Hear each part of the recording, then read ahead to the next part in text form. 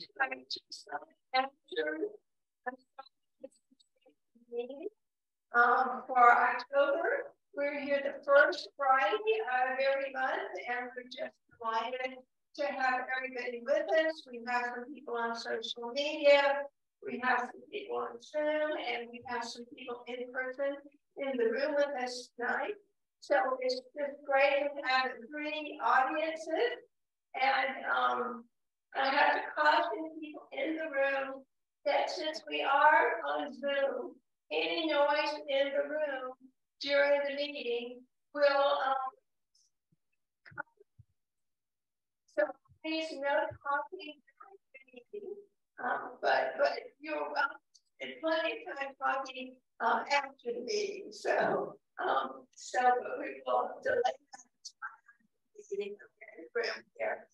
And we're delighted to have our people from social media with us tonight.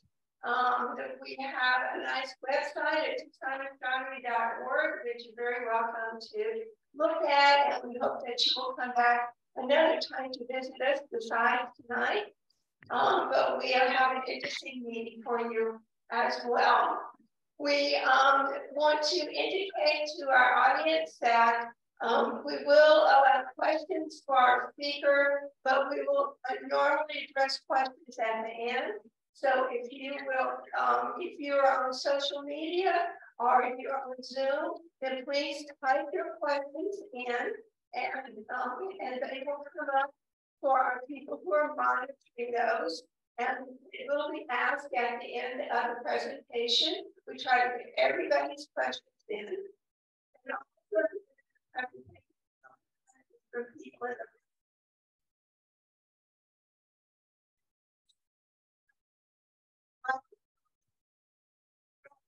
who wants to ask the question, make sure to hear, because we want everyone to know what the question is, and whatever way that you're attending, we want to make sure that we fully communicate with you. So, our speaker tonight is Stuart, and I'm sorry, Terry, and Stuart Observatory, and Stuart is now. But we have Terry Krantz with us tonight. He's a doctoral student in astronomy at the U of A, and he's been doing some really significant, very interesting research, and he's going to share with us some of the information tonight. So, Stuart, are you ready? Harry. Harry.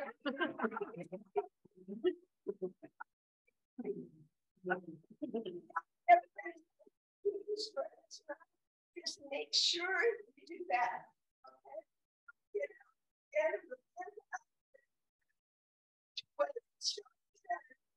Okay. Yes. Thank you. Does everyone hear my mic okay? Because I just turned it on. I know we were having some issues on Zoom, so this is a different microphone, so hopefully maybe you will not have the issues. So I guess we'll go ahead and just roll right into it then. So as introduced, my name is Harry Krantz. I'm a PhD student here at the University of Arizona, working with my advisor, Eric Pierce, and also with Adam Block. So unlike most astronomy students, I'm looking at things that are really close to Earth and are man-made. Some people would not call this astronomy, but in a lot of ways it uses a lot of the same tools, the same telescopes, a lot of the same methodology to do a lot of the similar stuff, but we're not looking at the same things. So tonight I'm going to talk about what I'm calling a sky full of satellites. So this is regarding the recent proliferation of low Earth orbit, particularly people know about Starlink. That's the big one right now. You also have OneWeb and some others. So I'll start getting into it right here. So this is a picture of the Orion Nebula. Let's see if we can pull the light, you're able to see a little better in the room here. But what you'll also see in this picture is something that's not the Orion Nebula. It's a satellite streak. Those of you who do astrophotography or have been watching some of the events of philosophy probably are not unfamiliar with what this looks like. This streak across the image of what otherwise would be a beautiful image of the Orion Nebula. And this is nothing new.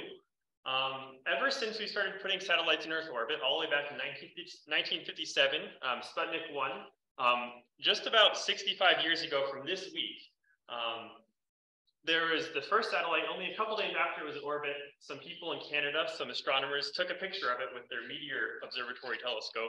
And that's what this image is here. And as far as my studying has gone, my searching has gone, this is the very first image ever taken of a satellite from Earth. So I was saying, this is nothing new. And furthermore, as we put more and more things in orbit, we see more and more satellites as we try to take pictures of the night sky. We have a couple of examples here. Most notably, you'll see a lot of astrophotography stuff. For the most part, these satellites are not visible to the naked eye. There have been a few notable cases. A lot of people probably remember the iridium flares, which are no longer happening, but for the last 20 years prior, they were pretty notable. You can go to a website, you can find out exactly when it was going to happen. You go outside and you can see this flare event happen. And if you had good eyes and a dark sight, you might have been able to spot a couple of lower orbit satellites if you went out in the dark and stood and stared at the sky long enough. That was all true until a couple of years ago. So why are we talking about satellites now? Well, this is new. So this is in 2019, after the launch of the first couple of batches of Starlink satellites, people are looking in the sky and astronomers were taking images with their big telescopes and they said, what is this stuff we're seeing? These are satellites. This is all different. We're not used to seeing satellites this bright before. We're not used to seeing them clumped together this tightly before. And it kind of made a couple of headlines in 2019 as people are like, what is all this? We didn't see this coming. We were completely blindsided by it. And this is really only the beginning in 2019. So this is a plot here showing the number of satellites, specifically what I call satellite here are large pieces of stuff in space, so not talking about little tiny pieces of debris. So large things, so active satellites, inactive satellites, and rocket bodies, things that are large enough you could actually see them with the telescope without trying really, really hard.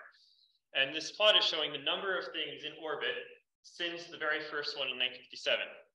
And you'll see that we kind of steadily go up over time at a pretty constant rate until a couple of years ago, and it spiked up quite rapidly. And in the last 10 years, we put in more stuff in space than we had in the previous 60.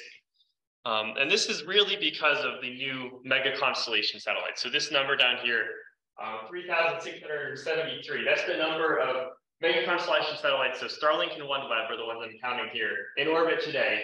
And I have to keep updating this plot every time I give this slide because it keeps changing. Even this week, I had to update it twice because Starlink put another batch of satellites in orbit just 2 days ago. So we need to make sure we're talking about the same thing here. So what exactly is a satellite mega-constellation? So we'll start with saying, what is a satellite constellation? So satellite constellation is a group of satellites working together for a common goal as a network, as a singular system. Many people know about GPS or GLONASS, the equivalent. We also have things like Iridium for communications, Globalstar for the same thing. You have Spire, a bunch of small satellites that are using cameras for reconnaissance, that kind of stuff. But we're calling these satellite constellations, these have tens, maybe 100 satellites. And that's kind of been that's been the nature of satellite constellations the last 30 years or so, since GPS was the very first one. So we have this new term we're trying to coin, the mega-constellation, which is just a way to try to differentiate the constellations that have hundreds, thousands, even tens of thousands of satellites. So it's really a totally different system than like GPS that had 20-something satellites. So the two ones that are in orbit today, Starlink and OneWeb, just to give a brief overview of what these are. So Starlink, for broadband internet, there are currently a little over 3,100 satellites in orbit. Again, the exact number is hard to peg down because they keep putting more up, and then some of them are also deorbiting. I have to keep checking the catalog, so I no longer try to put an exact number on this slide. But they have plans for up to 42,000 satellites. And other details here, there's a little render of it. So it has a very unique design. Very unique to the Starlink satellites because they want to flat pack them on their rockets. So it has this flat kind of satellite bus, the satellite chassis. It's about the size of a picnic table. It's about a foot thick or so. And then it has this very large single rectangle of a solar panel that extends upwards. And Starlink satellites are a 550-kilometer orbit. So they're pretty low in regards to a lot of stuff. Anything below about 2,000 kilometers is considered low Earth orbit. For reference, geostationary orbit is 35,000 kilometers. So these are a lot closer than geostationary satellites, which has been the bulk of satellites until recent times. And then on the other side, OneWeb, they currently have 428 satellites in orbit. They've been halted on their launches for the last 6 months because of the conflicts in Ukraine, but they do have a launch scheduled for, I believe, later this month. They'll also be putting more satellites up going forward. And their total plan is for about 7,000 satellites. The OneWeb satellites are in a 1,200 kilometer orbit, so a bit higher than Starlink. We'll get into why this matters in another couple slides. And they have a more traditional satellite design. So it has this kind of central boxy cube. It's about 1 meter cube. And then these two solar panel wings that extend on either side. So those are the only two that are active now, but they're not the only two we expect. So this is a table. Probably can't read it, but you don't need to. This is just a table listing all the organizations that have official approval from the International Telecommunications Union to put satellites in orbit and the number of satellites they've been approved for. The total of this is 78,000. And this is only communication satellites. We don't know, it's probably unlikely that all these will come to fruition. Again, these are only the applications they have approval for. Business has to go through the things, industry has to go through things. So it's unlikely all these will actually be in orbit. But it's not really, it doesn't really matter, because the question is not if, but when will we have 100,000 satellites in orbit. It could be by 2030 if all these go into orbit as we expect, or it could be 2040, 2050. Again, it's not a matter of if, it's a matter of when. But aren't these satellites only visible during twilight? So there's this little cartoon drawing. So these satellites go around the Earth and they enter Earth's shadow, because again, these are low Earth orbit satellites. They're very close to the Earth. So they go into Earth's shadow. So most of the night, they're completely invisible. But they are visible during twilight, most notably, when they're above the shadow, but you're in the shadow on the surface of the Earth. Shadow's here and the satellite's above it, and you can see them from the ground. But it's really still a numbers game, because the amount of twilight you have depends on where you are on the globe. Higher latitudes will have longer twilights during the summer and vice versa during winter. This is a study that was done by Lawler last year. They just simulated, so if you have X number of satellites, how many might you see in the night sky during which month? So this is for the June solstice, so the middle of the summer, and looking at different latitudes. So again, looking at somewhere like Canada, you're still going to see something like 1,500, 2,000 satellites at midnight. So depending on where you are, you're still going to see lots of satellites in the sky, even if they're only visible during twilight. So the question here is, what are the actual impacts to astronomy? So we talked about these satellites are going to be brighter than we've been used to seeing, because they are low Earth orbit, they're not geostationary, they're out closer to us, so they reflect a lot more light, and you have a lot more of them. So it's really going to be that you're going to see more satellites in your images. They're going to be brighter than they're used to. They're more likely, because there's more of them, they're more likely to obscure a target in your image if you're trying to target a specific star or exoplanet or something like that. And this is going to lead to rejecting more and more images, whether you're doing astrophotography or you're trying to do research. We've already had this system. You go through, you stack images, you reject the ones you don't like because they're dirty, they have a satellite, whatever they have. But it's like, today you might reject 10% of your images. Tomorrow you might reject 50%. In a year, you might reject 90%, just because of the increasing number of satellites that you're finding in your images. So you're going to need more time to complete whatever observing project you have, more time to complete your science project. And it's just going to make everything harder and more difficult to accomplish over time. And as a last note here, this image shows, this was a lab test from one of the LSST CCD sensors, because they have a particular problem. They're going to be probably one of the worst affected optical observatories, because they have an 8-meter mirror, which is huge. And they have very, very sensitive electronics, because they're trying to do an impossible project to image the night sky. So they did this lab test where they took a light and they scanned it across the CCD as if the satellite was crossing the field of view. And they discovered that because their CCDs are so sensitive, that it actually produces crosstalk interference in the electronics, and the satellite streak echoes itself across the detector. So you don't just have this one streak going cluster images, you're going to have multiple, and it's going to ruin almost the entire image field. So what is being done? Certainly someone has spoken up about this. There's some kind of regulation, and unfortunately there really isn't. So this is a quote that I pulled from a report to the NSF that they contracted out to the Jason Advisory Board to study what is the impact of these satellite constellations, what should we be doing about it. And there really aren't a lot of real international or even federal in the US laws about space. So this is a fun quote here. So while launchers from the US are regulated by the Federal Aviation Administration, their payloads are not. The FAA only cares about 0 to 100 kilometers. Once you're in space, they don't care what you're doing.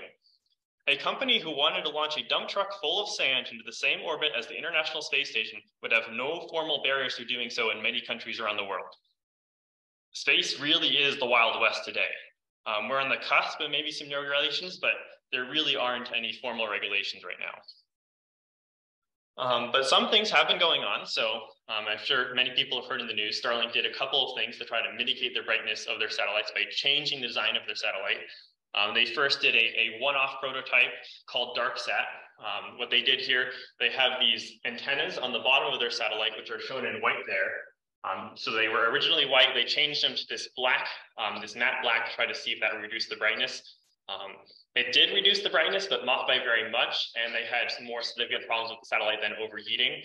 So they only did this once. There's only one of these satellites up there. And then what they did later was what's called VisorSat. So again, they did one prototype initially, and this was actually a pretty creative solution. They added these sun visors that hang down underneath the satellite to try to shield the sun from actually hitting the bottom of the satellite and reflecting off the antenna. And this proved to also be somewhat effective for reducing the brightness a little bit.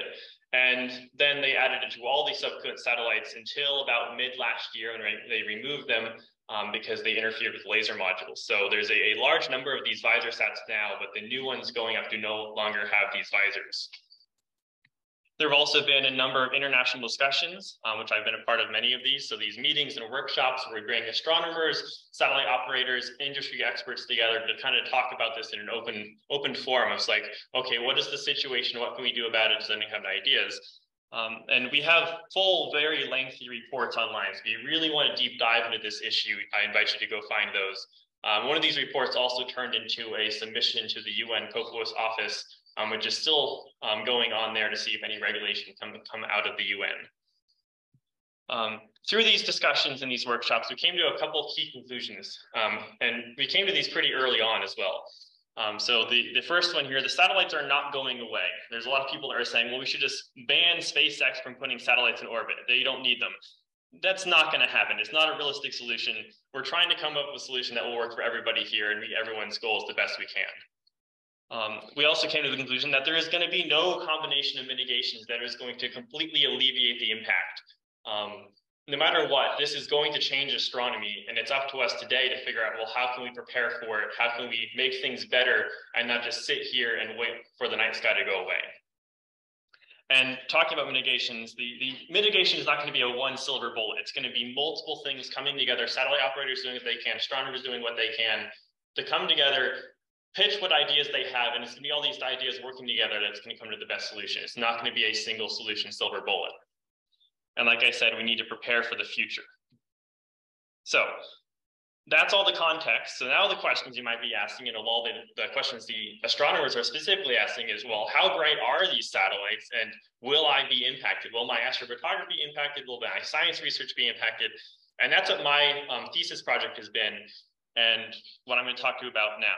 So to answer the question, how bright will the satellites be? And specifically, I'll say, how bright will the satellites be in my images? Because again, we're trying to measure impact. So it doesn't matter how bright the satellites will be, it matters how bright the satellites are going to be in your images. For this, I've created a large-scale comprehensive photometric survey to measure the brightness of these satellites. I want to quantify the brightness in a way that's relevant. It's very easy to go up and say, well, the satellite was X bright. And the situation really isn't that simple. You can't just say the satellite is 8th magnitude and call it a day. That doesn't describe even a fraction of the whole situation. Because not all telescopes are going to see satellites in the same way. Not instruments are going to be the same sensitivity. And of course, satellite brightness is dynamic. You can't just look at a satellite and say it's X brightness. We're going to go home and write a report about it. Depending on where you see the satellite in the sky, depending on what time, depending where you are on the globe, it's all going to have a different answer. That's what I'm trying to answer comprehensively with my photometric survey. And the last thing, of course, with this data is we want to test if mitigation attempts are effective. Like I alluded to before with DarkSat and VisorSat, we were able to quantitatively evaluate how well they worked. So the big question, how do you observe satellites? And well, there's a couple of challenges with this, namely because satellites move. They're not like stars. You can't just find a catalog, look them up and say, well, it's there. We're going to point our telescope and look at it all night. Their satellites are constantly whizzing back and forth across the sky. This makes a number of challenges.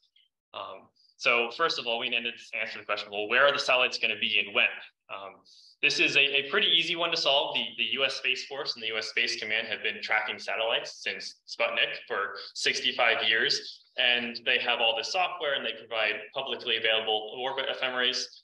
So you can pull out your app on your phone, you can go to a website, you can build your own software program and answer this question of where will the satellites be and when.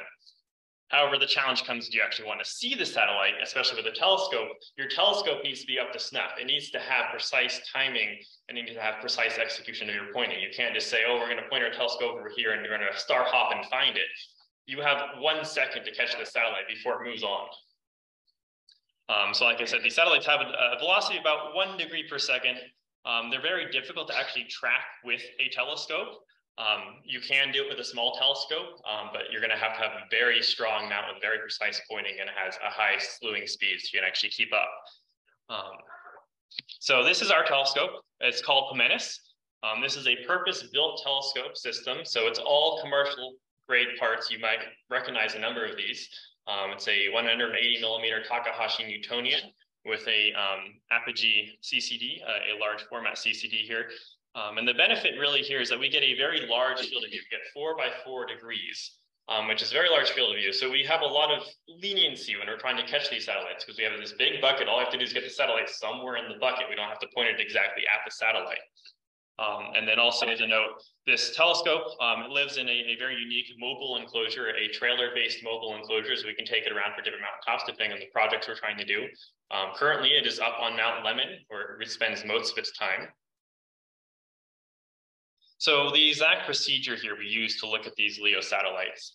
Like I said, tracking the satellites is possible, but it's very difficult, and more importantly, it's hard to automate. We can't rely on the telescope to do it on its own without someone there keeping an eye on it. So instead, we're using what I call a wait and catch technique. So we slew the telescope to a certain position in RA and declination, where we've computed we expect the satellite to be at a specific time. So we slew the telescope there. We take an image of this background stars, what we call the clean image. Then we sit there and we wait for about 30 seconds or so. And then at the exact moment when the satellite's crossing the field of view, we trigger the camera to take an exposure. Because the telescope is already pointing to the right spot, we don't have to worry about overhead with slewing. We only have to worry about the overhead of how long does it take to take an image from the point we execute it. And we can very reliably catch these satellites. You can see again this pair of images. You have a clean image and we have the dirty image of the satellite. And importantly here with the large field of view, again, 4 by 4 degrees, we can capture the whole satellite streak here. It's not streaked across the image. We see both ends of the streak. That allows us to do a lot more fidelity in the photometry. And importantly, we can do astrometry. So we can actually measure the position of the satellite relative to the background stars and make an evaluation of, well, how good are our calculations on determining where these satellites are going to be. So then I have a semi-automated processing pipeline. So I built a lot of software to take these images, find the satellite streak in the image, extract the number of photons, and essentially calibrate it and make a calculation of, well, how bright was this satellite? So in total, the SOMODOMETRIC survey has been running since about June of 2020. We've had a couple of breaks. Notably, we had to shut down because of the Bighorn fire up on Mount Lemmon. Again, mobile observatory, very easy. We just went up with our truck and we pulled it off the mountain, so we weren't worried about it burning down. But in total, we have about 14,000. I don't know the exact, this is the most recent number for the data I'm going to show you today. And we're continuing to take measurements every single night. This is a fully automated survey, so the number of measurements just keeps going up. But somewhere around 14,000 measurements of over 2,000 individual satellites. And again, the majority of these are from Mount Lemmon. We've had a couple of instances where we had measurements from other sites. We're moving our telescope around for other science projects. We only look at these satellites in the twilight hours. We have the rest of the night to do other science. So this is what it looks like. So this is a plot looking straight up at zenith. We have northwest, east, south. So those of you looking at star maps are probably pretty similar with this view. This is every dot here is a satellite we observed in the place in the sky we observed it. And then along the outsides here, in these smears of yellow, that's actually the sun position for each of those dots. Each of those dots has a corresponding position of where the sun was when we observed the satellite. Because again, the geometry here of where you see the satellite in the sky versus where the sun is determines how bright it's going to appear to your eye. But what we can do here, because this is all a mess. You see there's kind of darker near the horizon and brighter at the top of the sky near zenith, but it doesn't really tell you anything informative. What we can do, though, is we rotate each of those points around zenith such that the sun is at the same azimuth position. And now you can see there's a pattern. So this is the standard Starlink. So these are the original Starlink satellites. No visors, no mitigation efforts to make the brightness reduced. And on the right are the visor Starlink satellites.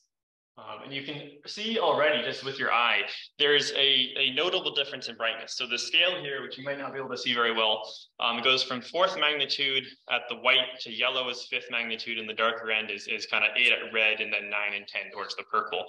And you can see that the standard Starlink, the first generations, were quite a bit brighter across the entire sky than the visor Starlinks.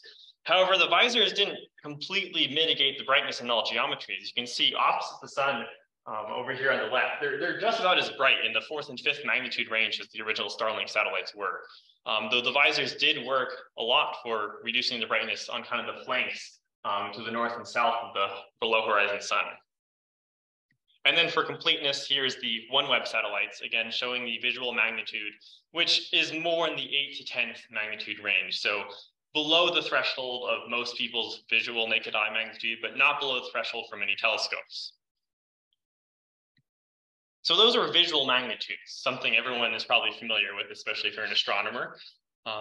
But visual magnitudes are kind of a really bad way to measure the brightness of a satellite.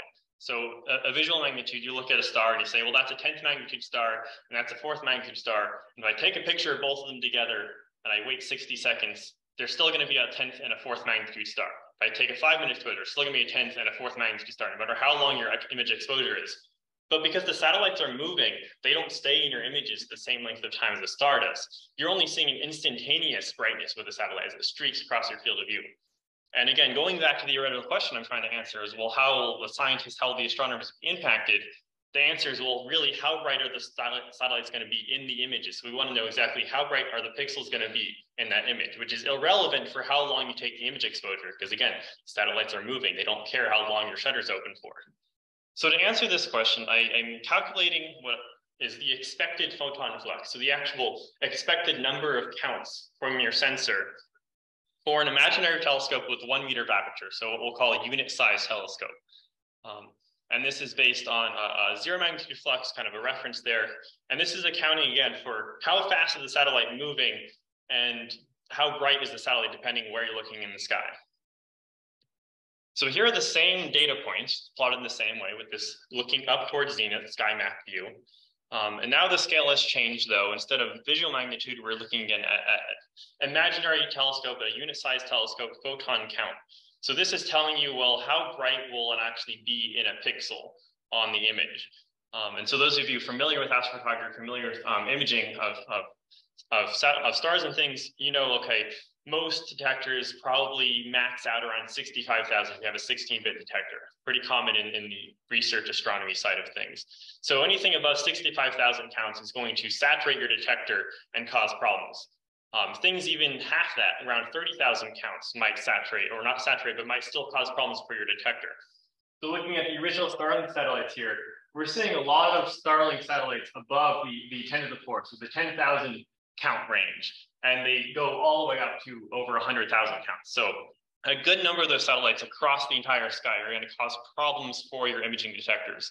Now, the visor satellites actually made quite a bit of improvement. A lot of those, especially in the kind of north and south parts of the sky, are down under the 1,000 photon count range. So those aren't going to cause significant problems. You could probably easily remove those from your images with software. But again, like I mentioned before, that's only certain parts of the sky. If you look opposite the sun, you're still just as bad as you were with the original Starlinks. And for completion's sake, here's again the OneWeb constellation, which is notably dimmer than the Starlink as well. So that's a lot of good data points. We tried to answer the question of, well, how bright the satellites are going to be, but we want to really understand what is causing the satellites to be brighter in some geometries and dimmer in others. Because only then can we wrap it back to the design of the satellite and the engineering and try to say, okay, well, what can we change about the satellite this time, try to make it dimmer again? And it's really all about the reflection geometry. So what we call the sun satellite observer angle. So where is the satellite, where are you, and where is the sun? These 3 points that make this 3-dimensional angle. And at the end of the day, it really comes down to diffuse reflection versus specular reflection. So if you're looking at a fused thing, it's going to reflect light in all directions pretty equally, pretty uniformly. It's going to look more or less the same no matter which angle you look at it. But a specular object is going to look drastically different depending what angle you look at it. So there's a little video here. This is from a different satellite. This is an EchoStar satellite in geostationary orbit. This is an old, now dead communication satellite. It's tumbling, completely uncontrolled. But what you see there is a real-time video of a specular flare from that satellite. It goes from about 14th magnitude to about -2 magnitude in a fraction of a second. So that's showing the real difference here, that just a slight change in angle can make with a specular reflection. And we don't have any bright lights in here, but I'd like to show people the most friendly example of this is taking your phone or taking your watch and trying to shine the sunlight into someone's eyes. That's a specular reflection happening on your own hands. Now imagine doing that with a satellite. The physics are all the same. It's just much further away, but you can still get basically a perfect reflection of the sun. So looking at the geometry here, again, we have our little cartoon drawing of satellite going around the Earth, but I'm going to ask you to forget about this drawing because it is very easy to show the orbit, but it's really not what's going on.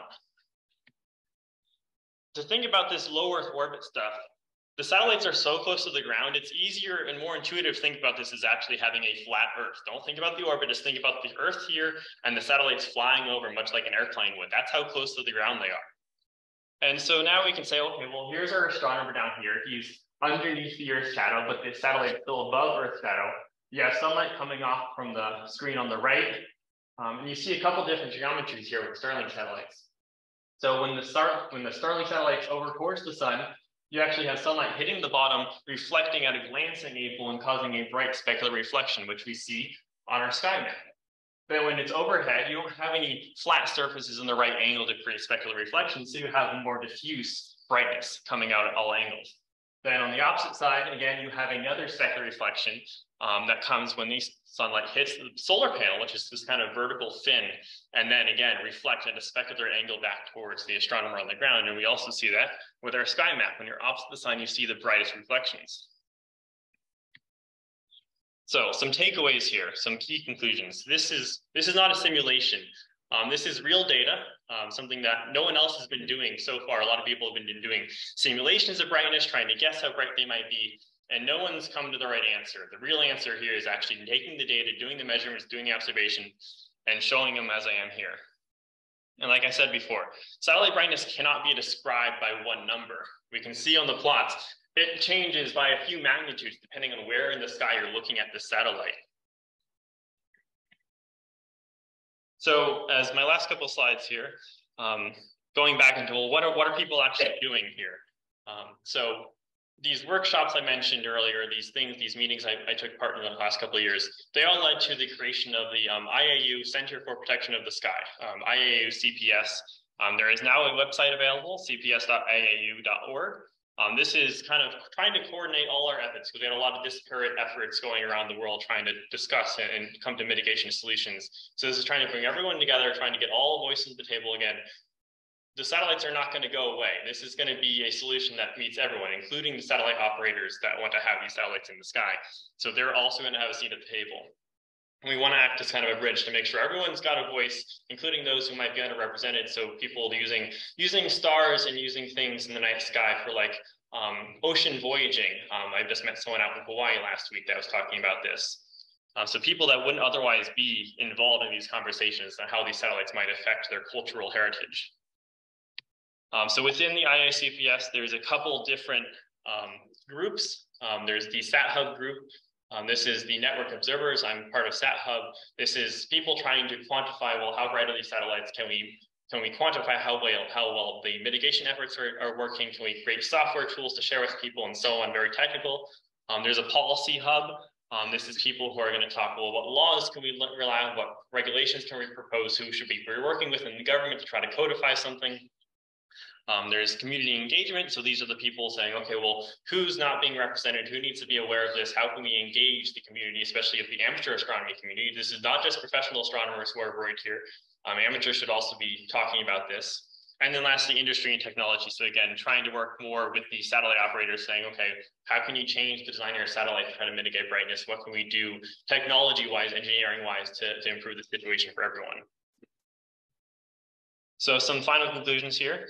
My advice to you, if you're angry or interested or just want to know more, inform yourself. There's a lot of information out there. I would point you first, look at the IAU CPS website that has links also to a lot of the reports that we've written over the last couple of years. And then lastly, just if you're thinking about this, be creative. Think about, well, what solutions could I come up with? Because right now we don't really have any great solutions. You have some solutions that might work, some things that make things a little better.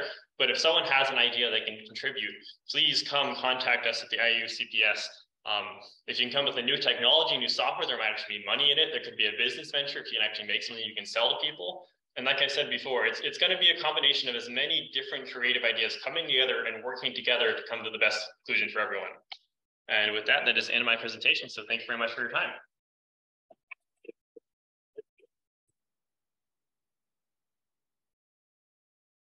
Really interesting, Harry. Thank you so much. If I have questions. So do we have some questions on Zoom currently? All right, on Zoom, Tim Hunter just said, how much of an issue will space debris be from the satellite constellation?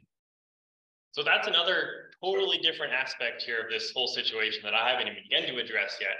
It's not my particular area of research, but I am in tune with a little bit, so I can comment on what issues will space debris be causing with these new satellite constellations. And there's a big question mark here, because it determines, well, what happens to the satellites at the end of their life. So SpaceX has been very forthcoming with this, and they say their satellites have an expected lifetime of 5 years. At the end of 5 years, they're going to actively deorbit them. They've actually been already actively deorbiting a lot of their satellites after only 2 years. So that's one way to approach it, is we'll say, okay, you have to deactivate and deorbit your satellites in X number of years. I think it was the European Union also just enforced a new regulation regarding that more broadly to all satellites.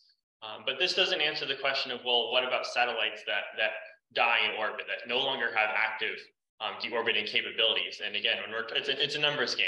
We're talking about 100,000 satellites and you have 5% failure, which is not unusual. You might have 5,000 satellites that are stuck there, just tumbling around completely uncontrolled. That's more satellites that are up there right now. And those are the dead ones out of 100,000. So that's kind of really where the question is, well, how much tolerance do we have for these satellites to be up there uncontrolled? Also, as a reference, since these are low Earth orbit satellites, they will naturally deorbit in a certain amount of time. I'm going to probably get the numbers wrong off the top of my head, but I want to say at 500 kilometers, they'll deorbit within 20 years or so. 1,000 kilometers, you're looking at 50 to 100 years. Above 1,000 kilometers, you're talking hundreds to thousands of years. So just saying, oh, it's low Earth orbit, they'll naturally deorbit because of drag. Not really, not in a human lifetime scale. All right, and follow on to that, Tim Hunter and then also Susan Rubin mentioned, is space advertising going to be a problem in the future? Billboards in space. People have talked about this for a long time. In my opinion, I don't think so. Because there's a physical scale problem. So the idea of, oh, you're going to have this constellation of satellites that are going to fly together and they're going to spell out. I think Pepsi had something they were going to do at one point. But it's actually a much bigger engineering challenge than people might realize, because you put satellites in orbit and they fly together. It takes a lot of control to keep them flying in coordination around orbit. So I don't think space advertising is probably going to be a thing, not in our lifetimes at least. And the cost of it is certainly going to be prohibitive to anyone who's trying to do that. You might see there's already been a couple instances of people trying to put singular satellites that reflect really brightly. I think there was one called Human Star a couple of years ago as more of an art piece of saying, oh, you can go see this thing. That's much more likely. And there's also been a couple ideas of, well, you might put a satellite, it's going to have this really big flash bulb and it's going to put out this bright pulse every like hour or so. That might be more in the realm of what might actually happen. I don't know if you can call it advertising. It's a way of advertising, yes. Right, and there's one other comment. Peter Janecki mentioned a book called "The Man Who Sold the Moon" by Robert Heinlein. There's a book out there. I'm not familiar with it, but I'll look it up. Okay, do we have questions from Facebook? Could you just again say how many satellites are up there? Good ones or dead ones? Let's see, I can go back to the slide at the very beginning. Because this is one of my favorite plots, is it just really shows the scale of it. There we go. So right now, 11,754 sizable objects in space. This is, again, these are just large objects. If you want to get to the whole space debris thing, then we're going to be talking about hundreds of thousands of objects. That's a whole different realm of study. This is just the big thing. It's things you might see from the ground with a telescope. Thanks. Okay, questions in the room? Right.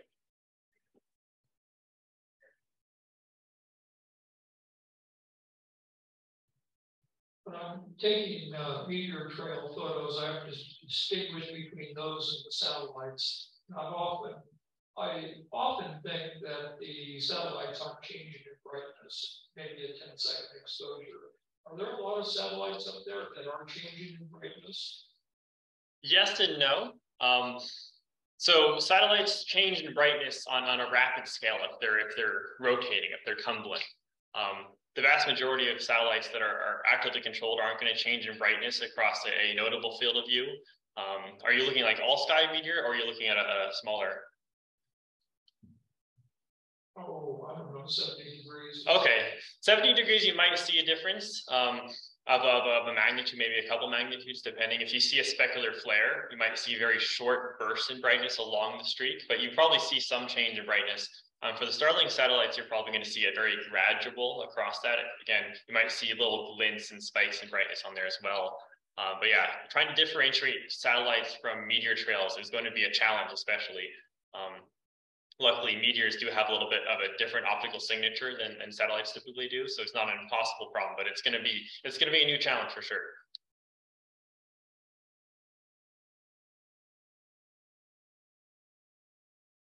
So to kind of add to the discussion of satellite deorbiting, there is a current proposal going into the FCC with a changing the orbit regulation for satellite below, I think, 700 kilometers, so that those satellites now orbit the already in the area of 5 years. I think that the rulemaking is going out for that. It's already out, or it's out in the next coming up soon as they finalize some of the process. So if you are interested in commenting on that, do participate in the FCC rulemaking process. But there is an exception to that for scientific satellites that they're already offering, and satellites that are already in flight or are about to activity or will be granted qualification. But any satellite after that are launched from the US will have to be orbited underneath 500 kilometers. All right, excellent. Yeah, thanks for the update. I know that the regulations are changing pretty rapidly now. And the FCC has kind of taken on this role, even though they're not really the space regulators, but they're the closest thing we have right now. And I think that follows from the new European rule as well. That was just put, I think, earlier this year or last year. So I think they're following suit with that.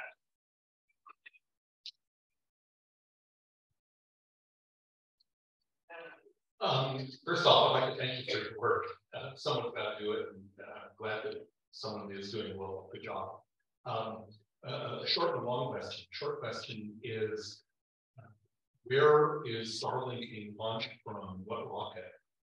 So right now, Starlink is going up on the Falcon 9, SpaceX's own rocket. And they're launching them both out of Cape Canaveral in Florida and also from Vandenberg in California. Okay, the harder question is, I recall that there is some sort of a limit, forget the guy's name, in Texas, where when you get too many satellites in low Earth orbit, you're going to get the usual set of random collisions, which creates more debris, which creates more collision, and then you have a classic runaway effect. Yes. Catastrophe. Are the satellites you're prognosticating, are these getting close to that limit, or how is the prognosis on that? So you're referring to this Kessler syndrome. That's the name of it. So I'm not an orbital dynamicist. That's someone who really knows this more. So I've just been following what other people say. So take everything I say with a grain of salt here. But there really isn't a really good consensus on this. even Kessler, who first wrote about this, I think 40, 50 years ago, he's come out now and said, yeah, most people are doing this entirely wrong. We're nowhere near actually reaching Kessler syndrome in a meaningful time. Other people are doing their own research and saying, oh, it's already happening, we've crossed the threshold. So there's a whole range of answers here, and no one really has a consensus on it yet. In my opinion, I don't think we're anywhere close to it quite yet. Space is really, really, really big. So there's this question mark of, well, how many satellites can we actually hold? And it's I'm trying to remember the name of it. There's a new metric, orbital capacity. There's a new metric they're trying to define for this, and it's a very new range of studies. I mean, people have probably looked at this for decades and kind of, oh, I'm going to write a research article about this and just throw some numbers together. But people are now actually seriously looking at orbital capacity and saying, well, especially looking at regulations, are we going to say, well, you can only put 1,000 satellites in this orbit shell, and then we're going to cut people off? So that's it's a very active area of study right now. So I stay up to date on what's going on there if you're more interested. Okay, they make movies about this, starring Sandra Bullock. Yep. And I'm also thinking of Don't Look Up. So who will play you? I don't know. Can I do it myself? I'd always wanted to go into movie business.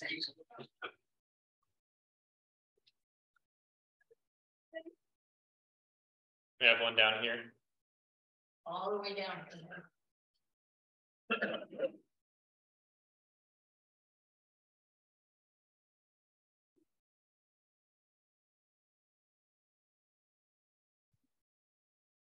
When you were talking about the materials for the new satellites, how many satellite builders have you been working with? So we've been in contact, not me directly, but through the IAU CPS. I know we've been in contact with SpaceX. Most of all, they've been very forthcoming and interactive with us.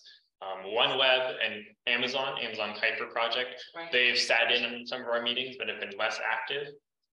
I know other traditional satellite operators like Viasat have been involved, sort of from a business side of things, because they're a direct competitor to SpaceX and Starlink. So we're trying to get as many satellite operators involved. Those are the ones off the top of my head that I know have been coming to some of these meetings. But SpaceX is the only one so far that's been very cooperative with us and trying to make a real effort. I'll also point out that when we're talking about this in the list of different companies, this is not just the United States we're talking about. This is international. There's already a company in China that's intending to launch their own essentially comparative constellation to Starlink. And the US has no bearing over what they do. We'd have to have international regulations to try to do anything on that level. Okay. And the reason I ask that is because, you have satellite builders with Lockheed and with Orbital and all the small satellite companies in Mars. Are they working on these new materials that will cut down on this? Because I think that's where part of the answer is going to be, is the material. So they tell us they are. Okay. That's as much as we know outside of the closed door rooms that they have. Right. I know SpaceX, they put out a press release, I think a month or two ago, that they've invented this new dielectric mirror that they're going to try to use in their second generation of satellites. So as a new mitigation measure, instead of using visors or trying to reduce the reflectivity of the satellite, they're actually going to put these reflective stickers, that's basically a flat mirror on the bottom of their satellite. And the goal here is, again, to actually leverage the specular reflection. So if you're looking at the satellite, you're going to basically see a reflection of black space instead of a reflection of the sun. It remains to be seen how well this will actually work. As far as I'm aware, none of their satellites in orbit yet have these new surface stickers on there. So, well, it'll be interesting to see when they start launching their second generation satellites, how effective this actually will work. I'm a little bit doubtful myself, again, because specular reflections could be a double-edged sword. It could try to reduce brightness in some geometries, but if you get it in the exact wrong geometry, you might get a very, very bright satellite. Mm-hmm. So have they looked at the stealth technology about angles and how to do that? I don't know if SpaceX is, I'm assuming they probably have done their own research. There's a little bit of literature out there about stealth technology and satellites, but not a lot. Most of it's classified or doesn't exist or really don't know. Okay, thank you. Okay, other questions in the room? Okay, I think we have one more on Zoom. Yeah, Tom Evie asked for comments. Sounds like any realistic mitigation will mainly be image processing software or telescope sensor based or both. Yeah, so I think the easiest thing is software, because software is easy to iterate, easy to update, easy to test, and all that stuff. I know there's probably going to be a lot of development in using like machine learning and AI, especially for astrophotography. You can use machine learning to identify the satellite streak, remove it, and then actually replace what was behind it more smartly with machine learning. That doesn't really work for science, because machine learning, if you're just trying to make a guess about what's behind the satellite streak, well, it's not a real answer then, so it's not really usable for science. For science, your best bets are going to be either masking out the satellite streaks entirely, so you just lose that part of your image, or you might be able to subtract out the satellite streak and recover the information that was behind it. But that'll only work if the satellites are dim enough. If they're too bright, you're going to either saturate your detector, or you're going to reach a certain level of your detector where it's going to be much harder to remove them and recover what's behind. So that's on the software side of things. There's also possibilities on, like you said, on the sensor side, on the telescope side. Probably one of the more interesting ones is, well, you just have a really fast shutter in front of your camera, and you have software that says, well, satellite's coming, close the shutter for half a second, satellite's gone, open your shutter. And you'd have to have this whole software system and hardware system, but it's pretty straightforward how it would work. I know a couple of people have been working on developing this. I have yet to see one actually in practice, but I'm assuming someone will make something that works and we can see how well it works. That works more for small telescopes. For something like LSST, where the shutter takes 10 seconds to close, that's not going to be very effective. You could do even more creative things. You could have a little occultator on the CCD, on the LSTC, that would zip around and follow the satellites maybe. There's also maybe new developments in actual sensor technology. So there's things called event-based cameras that only react to changes in light, so you can more effectively filter what's happening on your sensor in real time with hardware. Again, it's going to be what creative things can we come up. I think the answer is going to be some new technology we don't even know about today, something that's in some lab using for some other thing, like maybe medical imaging, and someone's going to say, hey, this could work for astronomy. Let's go talk to those guys. Any other questions? We got everyone? Okay, wonderful. Well, thank you so much, Carrie.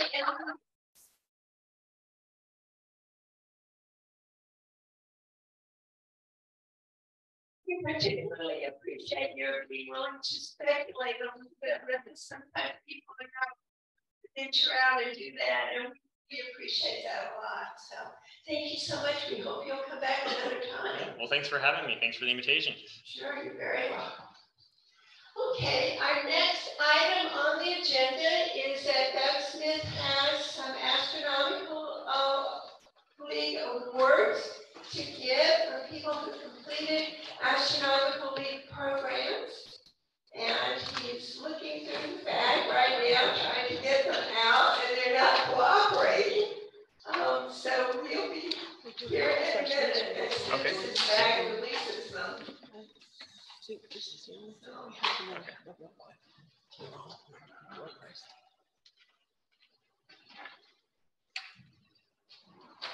So last month I gave out a whole batch of awards for this year's group of outreach people. There were 2 people not present last month, so I got around to their awards and they said they'd be here today. David Rusker.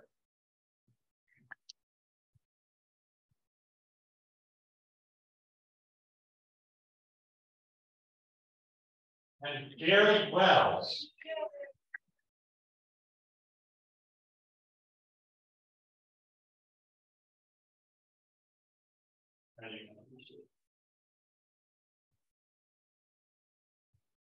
Thank you so much, Doug. We're always excited when people complete the programs. They're so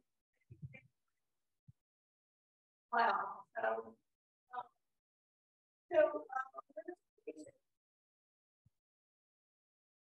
Now we can say goodbye to our people on social media. We appreciate them joining us tonight. We really always enjoy having people on social media and get to more familiar with astronomy and then more familiar with our club.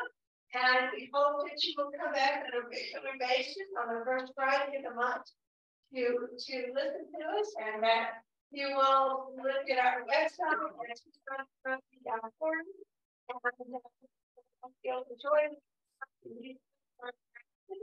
And if you'd like to join, you can do that through the website. And if you'd like to donate, you can do that through the website as well.